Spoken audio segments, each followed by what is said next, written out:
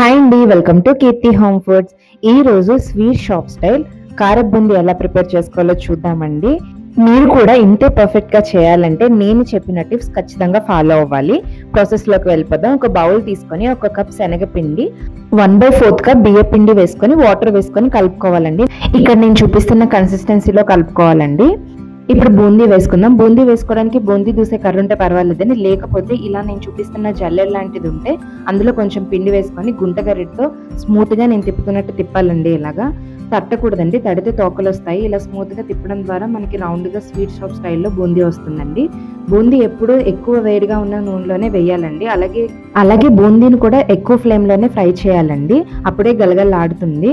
ఇప్పుడు బూందీ అంతటిని వేసుకున్న తర్వాత కొంచెం వెల్లుల్లిపాయలు చితకొట్టి ఇలా ఫ్రై చేసుకోవాలండి.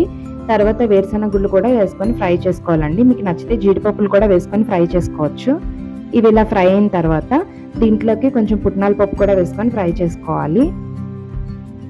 ఇవి కూడా ఫ్రై అయిన తర్వాత కొంచెం కరివేపాకు కూడా వేసుకొని ఫ్రై చేసుకోవాలి. నేను చెప్పిన టిప్స్ ఫాలో అవుతూ బూందీ వేస్తే మీరు కూడా స్వీట్ షాప్ స్టైల్ బూందీ చేసేయచ్చండి.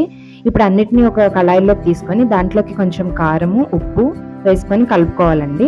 వేడి మీద కలుపుకుంటేనే మనకి బూందీకి కారం, ఉప్పు పడుతుందండి. ఇలా బాగా కలుపుకోవాలి. బూందీ ఒక వాయి అయిపోయిన తర్వాత ఆ ప్లేట్ ఉంటుంది కదండి, ఆ హోల్స్ని పైన కింద నీట్గా క్లీన్ చేసుకొని రెండో వాయి కూడా వేసుకుంటే మీకు ఈజీగా బూందీ వస్తుందండి. ఇలా నీట్గా అంతటిని కలుపుకోవాలి.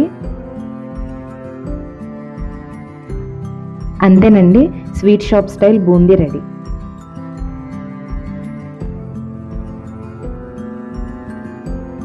ఈ బూందీని ఎయిర్ టైట్ కంటైనర్లో స్టోర్ చేసుకుంటే ఎక్కువ రోజులు మెత్తపడకుండా ఉంటుందండి. బూందీ చాలా టేస్టీగా ఉంటుంది, మీరు కూడా ట్రై చేయండి.